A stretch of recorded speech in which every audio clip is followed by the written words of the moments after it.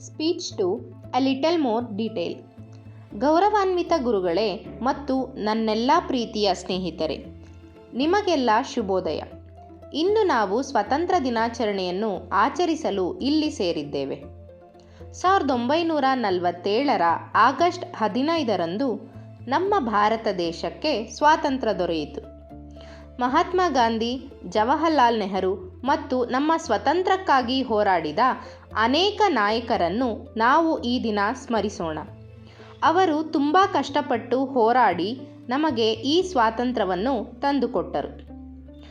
ನಮ್ಮ ಸುಂದರ ತ್ರಿವರ್ಣ ಧ್ವಜವು ಅವರ ತ್ಯಾಗ ಮತ್ತು ಧೈರ್ಯವನ್ನು ನೆನಪಿಸುತ್ತದೆ.